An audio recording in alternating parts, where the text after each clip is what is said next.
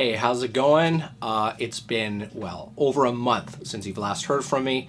Honestly, the truth is, I feel a little bit guilty about emailing you constantly during, events or things that I want to show you.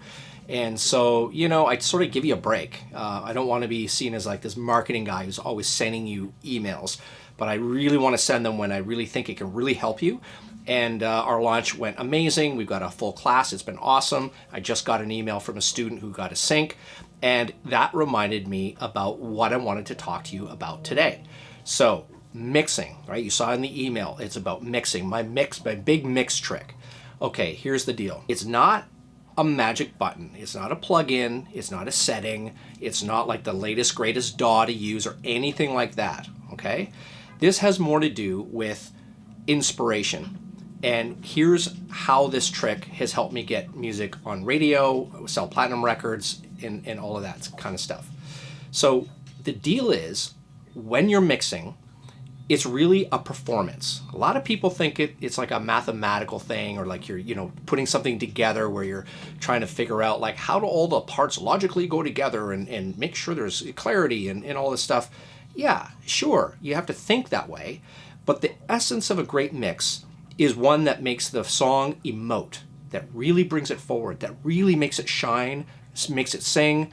And you know a great mix when you hear it, right? It's not just about the mathematical perfection. I'm sure you've all heard mixes where you thought, man, this is a really technically good mix, but kind of boring, And then vice versa. Wow, what a great song, what a great delivery. But didn't really like get the technique down, and they should have done this, should have done that. So here's my big secret. The way it happened was I was in a studio working with a big artist in Canada, and it was one of the first times that I had worked on a big console with such a big band, and honestly, I was a little bit nervous. And so we finished recording the record, and as you all know, your mix depends on your recording, right? So if you record it well, the mixing is easy. So I always try to record my songs or albums or whatever, where I could bring the faders up and it sounded pretty good, right? That was basically the first snapshot, and you'd be like 80% of the way there. Honestly, if you just pull them up, balance them out, you should sound like, you know what? I'm most of the way there in the mix because you recorded it properly.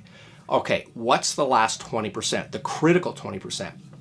Here I was mixing away, and I was on my like 7th hour of the mix on one song, and I'm tweaking and trying this and pulling the levels and doing this, that, and the other thing.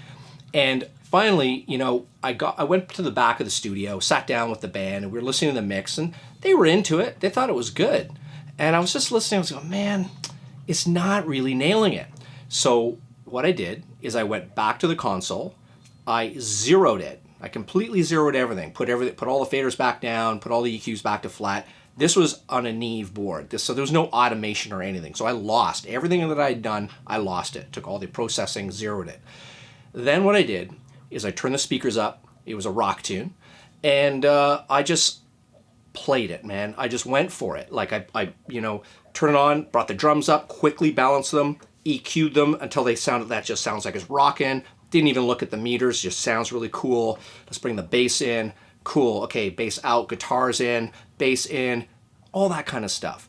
And really, I just played the song on the board, if you know what I mean. And within 45 minutes, not even, within the first 15, I was almost there, but it took me 45 minutes, I had a mix. Totally great, sounding rocking, totally kicking. Didn't pay attention to the technical aspects of everything. Went back, the band was blown away, and it ended up on the record, and it did super well. They even named the album after the song. So the bottom line is, when you're going to mix a song, my trick is always to bring the song up, do a fast mix, no more than an hour, like usually half an hour tops, right? Even if there's like 48 tracks, really quick. Just do the mix really fast, and then save it, in Pro Tools or Logic or whatever you got. It's not like the old Neve anymore. You can save everything. Save it, put it away. Go make a tea, take a break, go for a walk, whatever. Come back, and then mix. Pull up the song, take as long as you want, tweak everything, get it just perfect. And then when you're done, compare it to the really quick one that you did. Now, You're not going to beat your fancy mix every time with the quick one. That's not even the point of what I'm trying to say. What you'll find though is that some of the things in the fast one, you're going to go grab, you're going to say, man, you know what? That vocal is so much more compelling than my fancy mix. And you're going to go look at the settings, you're going to look at the relationship, you're going to borrow some of those things and put them in your fancy mix. Sometimes your initial mix is going to totally rock it. So that's what I wanted to kind of, give you a little secret that the way I did my mixes that were really successful. There were tons of those mixes that were done really, really fast that ended up winning awards and all of that. So it worked super, super well. So it's about the inspiration.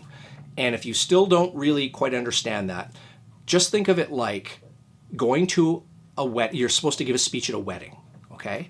And you lose your speech. You worked on your speech and you've lost it, right? You forgot it, you lost it. You have to go up and give the speech.